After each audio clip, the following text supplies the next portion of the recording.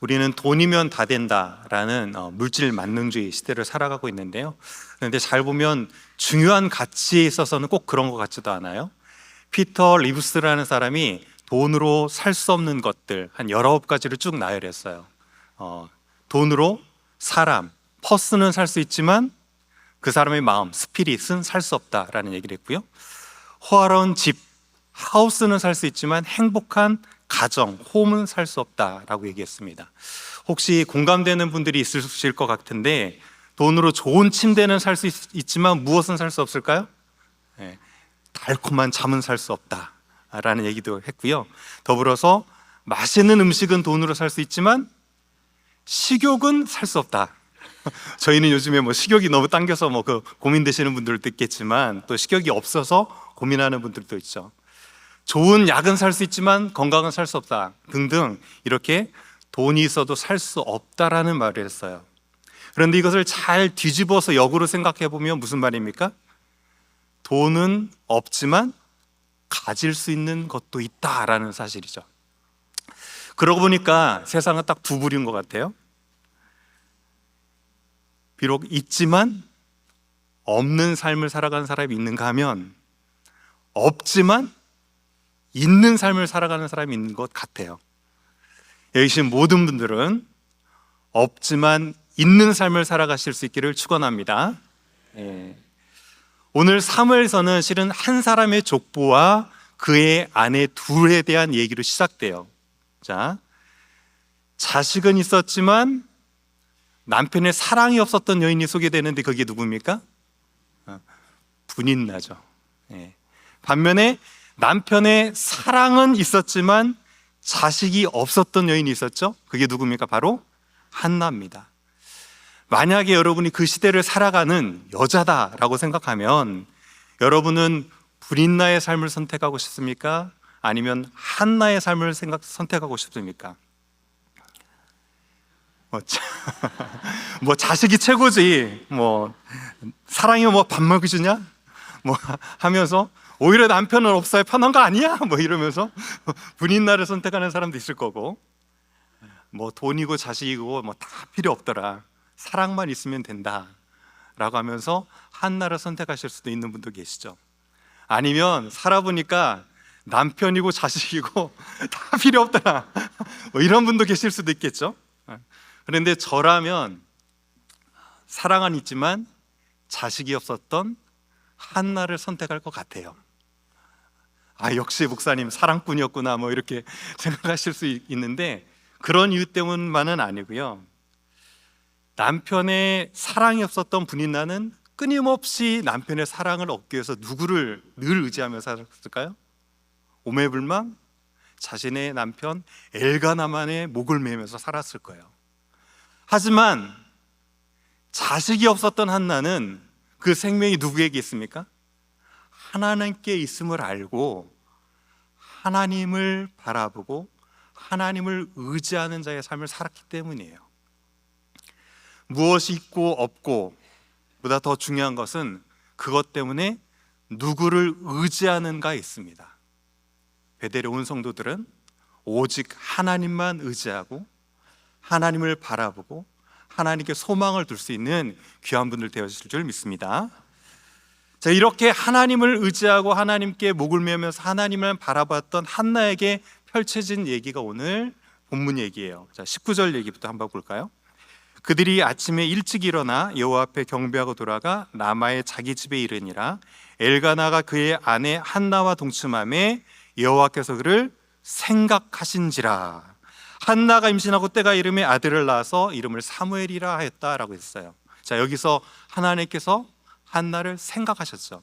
그런데 이 생각하다라는 자카르라는 히브리어는 마음속에 그것을 늘 담아두다라는 의미가 있어요. 그래서 성경에서는 생각하다라고 번역되기도 하고 기억하다라고 번역되기도 합니다. 그런데 오늘 본문 전체에서 읽지는 않았지만 1장의 초반부를 보면 한나에게 임신하지 못하도록 하신 분이 누굴까요? 하나님이라고 두 번이나 강조해서 한번 볼게요. 하나님께서 임신하지 못하도록 하셨다라고 강조했어요. 그런데 하나님께서 이렇게 태를 딱 막으셨다가 왜 갑자기 태를 여시면서 그에게 사무엘이라고 하는 아들을 주셨을까요? 자, 오늘 사무엘상 1장 11절 말씀인데요. 서원하여 이르되 라고 하면서 한나가 기도했던 장면이거든요. 만군의 여호와여, 만일 주의 여종의 고통을 돌보시고 나를 기억하사 주의 여종을 잊지 아니하시고 주의 여종에게 아들을 주시면 이라고 하면서 기도할 때 무엇이라고 했냐면, 하나님 제발 저를 기억해 주세요라고 하니까 하나님께서 어떻게 하신 거예요? 기억해 주셨어요. 하나님께서 한나를 기억해 주시는 것은, 하나님은 제발 이 여종의 고통을 좀 돌봐 주십시오. 하나님 저희 슬픔도 아시고 괴로움도 아시고 분함도 다 아시지 않습니까? 하나님 저를 제발 좀 기억해 주세요라고 간절히 기도하자, 그리고 그 하나님께 마음을 토하고 하나님께 통하자 하나님께서 기억해 주셨어요. 무엇 때문에 한나를 기억해 주셨습니까? 기도 때문이었어요. 오늘 분인나와 한나와 같이 자녀는 있었지만 남편 야곱의 사랑이 없었던 언니에 비해서 남편의 사랑은 있었지만 자식이 없었던 여인 한 명이 있죠. 누굽니까? 라헬이죠. 라헬도 똑같이 남편의 사랑은 흠뻑 받았지만 자식이 없었어요. 그런데 하나님께서 라헬의 태를 열어주신 순간이 있습니다. 창세기 30장 22절인데요 잘 보면 이렇게 되어 있어요. 하나님이 라헬을 어떻게 했다고요? 생각하신지라. 똑같은 단어예요. 그런데 그 생각해 주신 이유가 무엇이라고 되어 있냐면, 하나님이 그의 소원을 들어주셨어요. 즉 그의 무엇을 들어주신 거예요? 마음의 소원이요? 기도를 들어주셨다는 사실이에요. 하나님께서는 우리가 기도하실 때 곧바로 들으십니다. 그리고 하나님의 정하신 때가 딱 되어지면 그 기도를 기억하시고 신실하게 응답해 주세요. 하나님께서는 구하는 자에게 주십니다. 찾는 자에게 찾게 하십니다. 문을 두드리면 문이 열리도록 하십니다.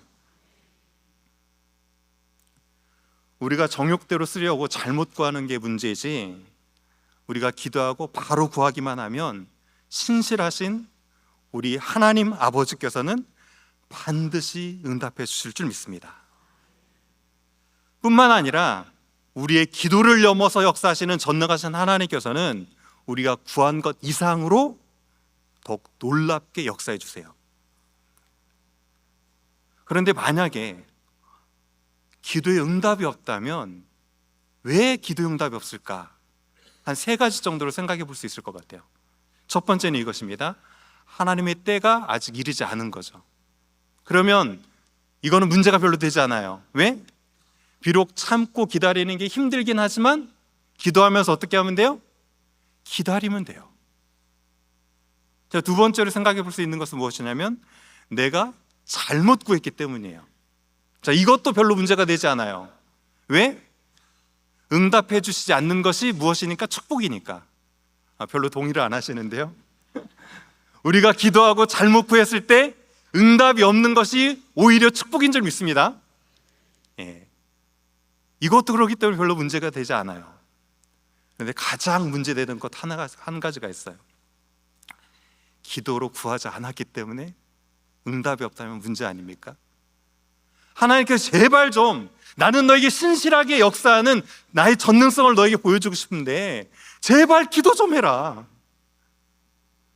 기억해주고 싶어도 네가 기도한 게 있어야 기억하지 라고 하면 문제가 정말 큰 거죠.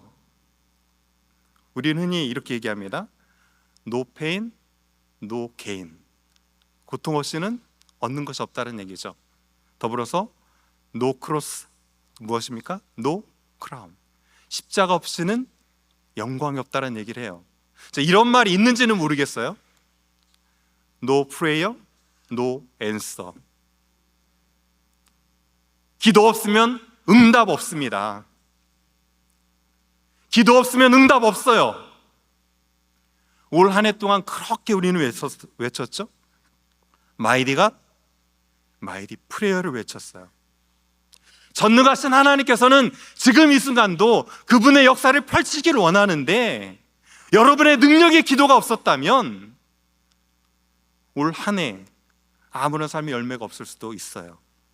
오늘 손영정 목사님께서 찬양 인도하시면서 남은 2달 동안 어떻게 보내시겠습니까? 라고 도전해 오셨는데, 여러분의 삶의 자리에서 기도의 자리를 지키심으로 그 능력의 기도를 통해서 전능하심의 그 하나님의 역사를 맛보실 수 있기를 소원합니다.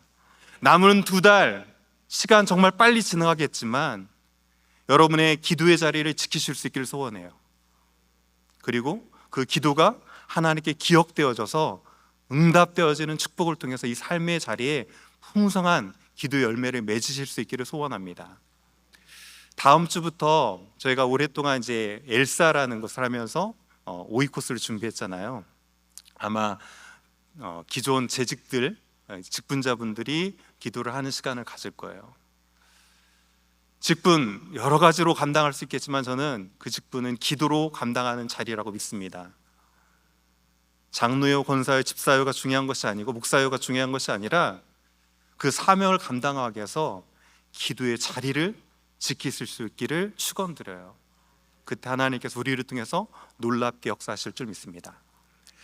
사실 사무엘상 1장은 기도로에 관한 메시지로 가득 차 있다라고 해도 과언이 아닙니다. 1절부터 18절까지는 어떤 내용을 담겨 있냐면 어떻게 하면 하나님께 기도할 수 있는가라는 것을 한나의 기도의 장면을 통해서 기도하는 방법에 대한 메시지를 담고 있어요.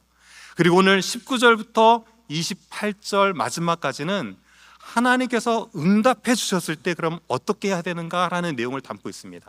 그래서 오늘 이제 한나가 기도 응답 받은 후에 어떻게 했는가를 잘 살펴보면서 우리 또한 하나님께서 반드시 기도 응답을 주실 것인데 그때 내가 어떻게 해야 될 것인가라는 고민을 가지고 오늘 본문을 살펴보기 원합니다.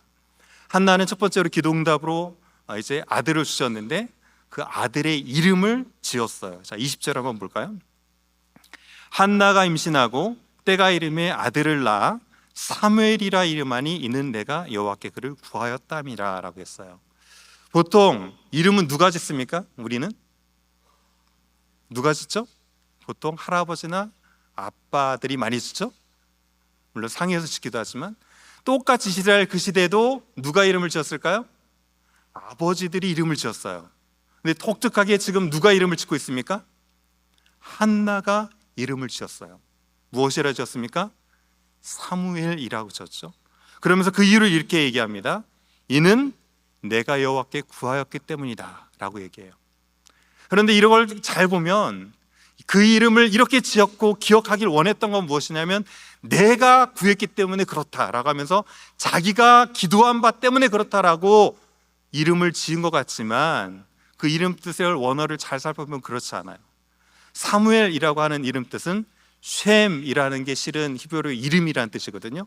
쉔엘이라고 하면 하나님의 이름이라는 것에 관련돼서 그 이름이 지어졌다라고 얘기기도 하고, 또 다른 많은 학자들이 동의하는 건 뭐냐면 샤마라는 단어가 듣다라는 뜻이에요. 그래서 샤무 그러면 들으셨다, 그 다음에 엘 그럼 하나님이거든요. 그래서 그 이름 뜻이 무엇이다? 하나님이 들으셨다라는 이름 뜻을 가지고 있어요. 내가 기도해서 그 아들이 태어난 것이 아니라 하나님이 들으셨기 때문에 아들이 태어난 것이다라는 것을 기억하고 싶었던 거죠. 자, 그런 맥락에서 27절을 보면 이렇게 되어 있습니다. 27절, 이 아이를 위하여 내가 기도하였더니 내가 구하여 기도한 바를 여호와께서 내게 허락하셨다라는 거죠. 내가 구하여 기도하여서 내 기도 때문에 그 아들이 있었던 것이 아니라 신실하신 하나님께서 그 기도에 응답하셨기 때문에 아들이 있었다는 거죠.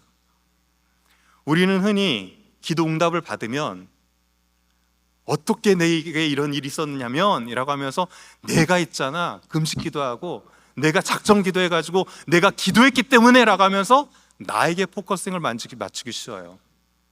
그런데 한나는 그렇지 않았고요. 어떻게 했습니까?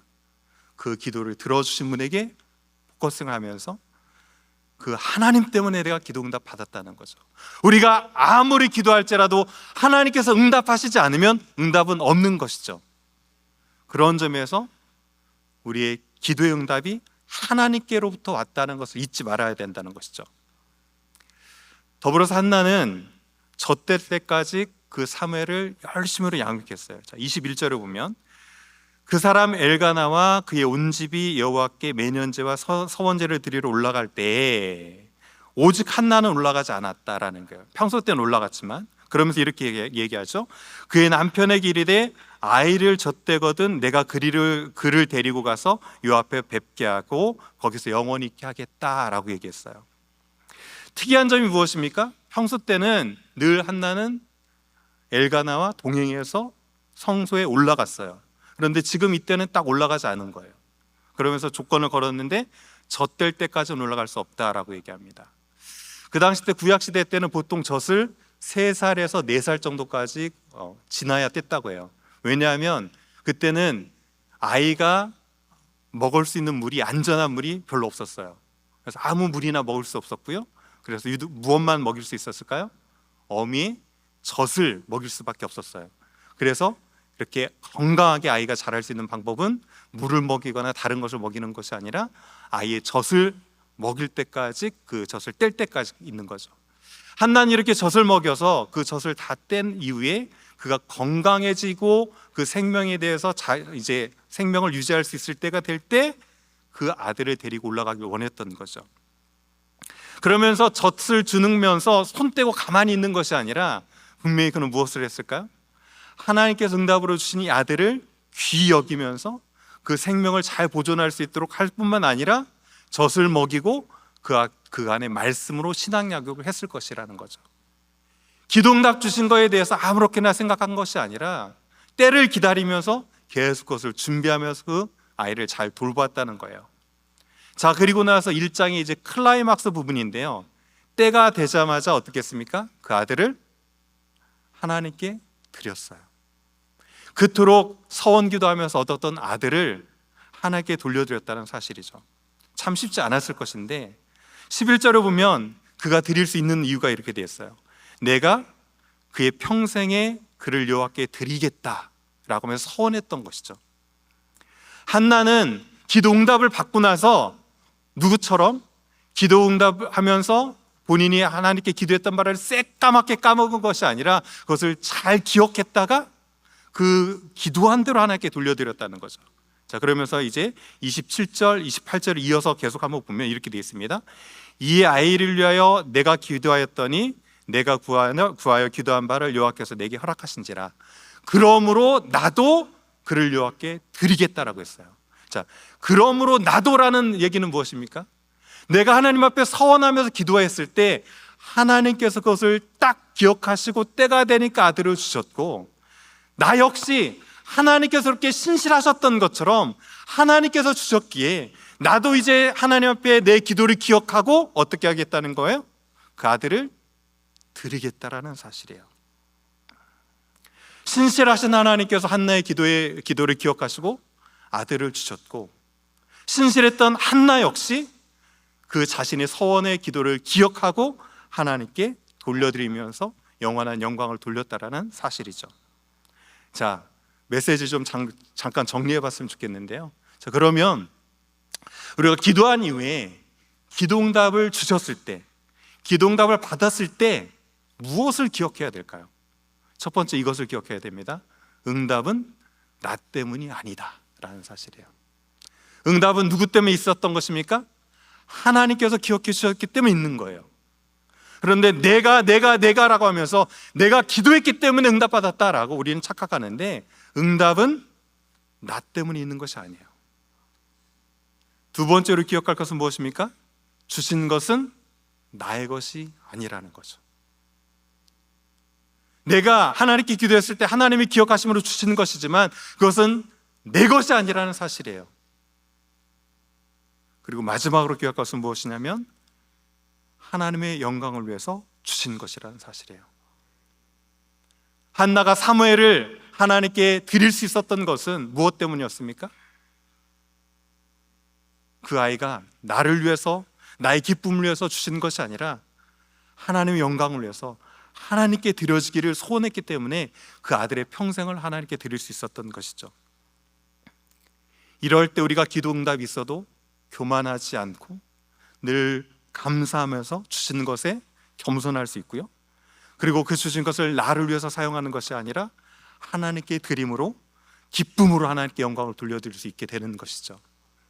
이렇게 오늘 주신 말씀처럼 기도에 응답이 있을 때 이 메시지를 쫓아서 하나님께 영광 돌려드릴 수 있기를 소원합니다. 자, 다른 면 한 가지만 이제 살펴보고 말씀을 마치려고 하는데요, 1장 사무엘서 1장을 어떻게 보면 사무엘서 전체를 이제 개관하면서 열어주는 역할을 하잖아요. 거기서 한나와 사무엘에 대해서 잠깐만 좀 생각해 보려고 해요. 3주 전에 약속의 땅인가 자녀를 삼키는 땅인가 라는 설교 말씀을 전해주셨던 김지찬 교수님께서 이 사무엘서에 대해서 쓰신 책이 있어요. 거룩하신 여호와 앞에 누가 능히 서리오라는 책을 쓰셨는데요, 그 책에서 이렇게 얘기합니다. 사무엘서에서 한나는 대우주인 이스라엘을 보여주는 소우주의 역할을 한다. 한나의 부림은 이스라엘의 부림을 보여주는 창문인 것이다. 자, 무슨 말입니까? 남편의 사랑은 있었지만 부림으로 자식이 없었던 한나는 마치 하나님의 사랑은 있었지만 영적인 타락으로 열매 없는, 자식 없는 것과 같은 삶을 살아가는 이스라엘의 모습을 보여준다는 것이죠. 왕이 없으므로 자기 소견에 옳은 대로 가면서 진정한 왕이신 하나님을 버리고 악을 행하면서 주변의 나라들처럼 왕을 요구하는 이스라엘에게는 더 이상 소망도 없었고 미래도 없었던 것이죠. 그때 신실하신 하나님께서는 한나의 기도를 기억하시고 아들을 주셨고, 한나는 그 아들 사무엘을 다시금 하나님께 드렸어요. 그러자 무슨 일이 펼쳐졌습니까? 그토록 어두웠던 그 시대에 소망의 빛이 비추이기 시작했다라는 것이죠. 저희가 담임 목사님을 통해서 사사기 말씀을 이제 계속 듣고 있는데, 이 시대가 어떻게 보면 자기 소견대로 옳은 대로 행했던 사사 시대를 방불케 하는 이 시대를 살아가고 있습니다. 자, 이 시대에 과연 소망이 어디 있습니까? 이 시대에 소망이 빛이 되었던 사무엘은 있습니까? 그렇다면 우리는 소망을 어디에 두면서 살아가야 됩니까? 하나님이 주셨고 하나님께 드려져서 소망의 빛이 되었던 그 사무엘처럼 우리에게 오늘날 소망을 주는 분은 누구십니까? 요한복음 13장 1절을 잠깐 보는데요, 이렇게 얘기합니다. 유월절에 예수께서 자기가 세상을 떠나 아버지께로 돌아가실 때가 이르신 줄 알고 세상에 있는 자기 사람들을 사랑하시되 끝까지 사랑하셨다. 저녁 먹는 중에 예수님은 아버지께서 모든 것을 자기 손에 맡기신 것과 또 자기가 아버지께로부터 오셨다가 아버지께로 돌아가실 것을 아셨다라고 얘기하셨어요. 사무엘이 하나님으로부터 왔다가 하나님께 돌아감으로 시대의 소망이 빛이 됐던 것처럼 하나님께서는 우리에게 신실하게 약속하셨던 그 구원의 약속을 지키심으로 그 아들 예수 그리스도를 이 땅 가운데 보내어 주셨어요. 그 예수님께서는 모든 인류의 모든 죄짐을 지고 우리에 대해 십자가에서 죽으시고 모든 죄값을 치르시고 3일 만에 부활하심으로 승천하셔서 아버지께 돌아가셨어요. 그 예수님은 하나님께로부터 오셨고 하나님께로부터 이제 다시금 하나님께로 돌아감으로 모든 인류의 소망의 빛이 되어주셨다는 사실입니다. 그러기에 이 시대의 소망의 빛은 여전히 누구에게 있습니까? 우리 구주 예수님께 소망의 빛이 있는 줄 믿습니다. 이 시대가 아무리 어두울지라도, 내 삶이 아무리 절망스러운 상황일지라도 예수님만이 여전히 우리의 소망의 빛인 줄 믿습니다. 이 소망의 빛을 가진 자만이 고백할 수 있는 말이 있어요.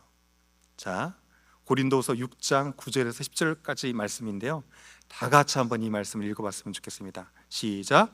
무명한 자 같으나 유명한 자요, 죽은 자 같으나 보라 우리가 살아있고, 징계를 받은 자 같으나 죽음을 당하지 아니하고, 근심하는 자 같으나 항상 기뻐하고, 가난한 자 같으나 많은 것을 부유하게 하고 아무것도 없는 자 같으나 모든 것을 가진 자로다.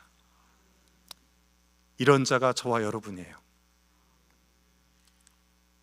예수님만 있다면, 예수님만 있다면 무명한 자 같으나 유명한 자요, 예수님만 있다면 죽은 자 같으나 우리는 살아있는 자며, 예수님만 있다면 가난한 자 같으나 많은 사람을 부여할 수 있게 하는 자이며, 예수님만 있다면 아무것도 없는 것 같으나 모든 것을 가진 자가 저와 여러분인 줄 믿습니다. 이렇게 이 세상을 살아갈 때 예수로 충만해서 더 이상 세상이 부럽지 아니하고, 그 예수님이 충만해서 세상이 더 이상 두렵지 아니하고, 예수로 족하고 예수로 넉넉하고 예수로 충만한 저와 여러분 모두 되어지기를 주님의 이름으로 간절히 축원드립니다.